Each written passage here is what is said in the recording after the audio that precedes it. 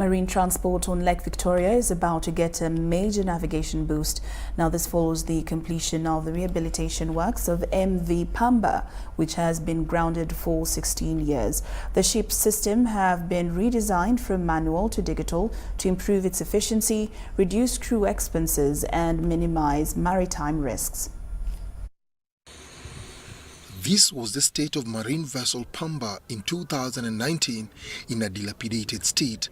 And this is the same vessel 2 years down the road after undergoing massive rehabilitation costing billions of shillings. The budget is around $3.5 million. 3.5? Yes, that's what we have invested on the rehabilitation.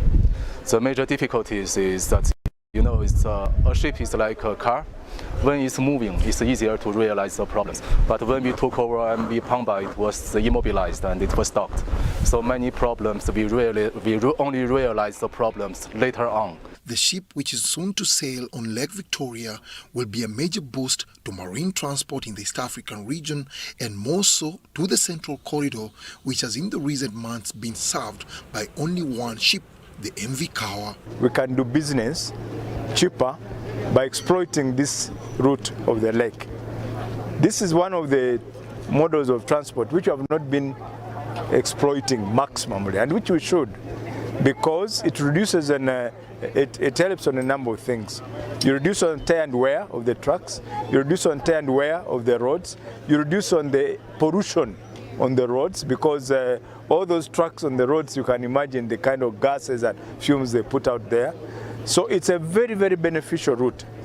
MV Pamba had been grounded for 16 years after it was involved in a grisly accident. The ship, which has been fitted with the latest marine transport technologies to boost efficiency and received fresh paint, is expected to benefit immensely the business community, especially bulk importers and exporters. MV Pamba has been under rehabilitation. It is now undergoing tests, so that is another vessel on the lake. MV Pamba is the same capacity as MV Kawa. It has a capacity of 22 wagons, and it takes 18 to 20 hours across the lake from Mwanza to Port Bell or Mwanza to Jinja. However, small-scale traders like Aimebo Mbarushimana, who imports animal feeds from Tanzania through the port of Mwanza, is making an appeal for a tariff review from Uganda Railways Corporation in order to enable him shift from the small vessels to the bigger and more efficient large ships plying the Port Bell Luzira Mwanza route. In our corridor, the ship is cheaper for larger corporation, larger institution. There we're competing with WFP. There is also Starbucks International. So the standards they put, the tariffs for them are a bit high.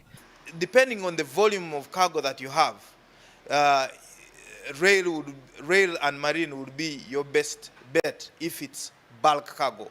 Now, when it's small cargo, there is another discussion we'll have to have with the client. The return of MV Pamba comes at a time when the Central Corridor route has in the recent months experienced a spike in imports and exports. The newly refurbished vessel has 880 tons capacity and can carry 22 wagons. Currently, Uganda Railways Corporation has a $92 per ton promotional rate for bulk cargo from the port of Dar es Salaam to Port Bell. What we are doing, we are giving a cheaper route. Currently, across the lake, we are doing $21 to $23 per ton. This is when you have loaded the bulk cargo on the vessel.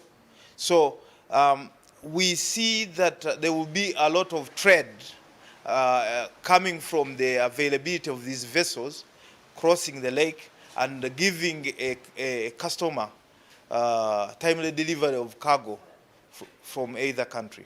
The Ministry of Works and Transport says it has a plan of further developing water transport. One of the key initiatives is the development of an international standard port in Bukasa, Kampala. Port Bell is going to remain for tourism, for passenger, and for local cargo. Bukasa Port was chosen because, one, it is located in Kampala Industrial and Business Park, where all factories will be located. 2, it is going to be linked with meter gauge railway and standard gauge railway. 3, it is also going to be linked by a road network.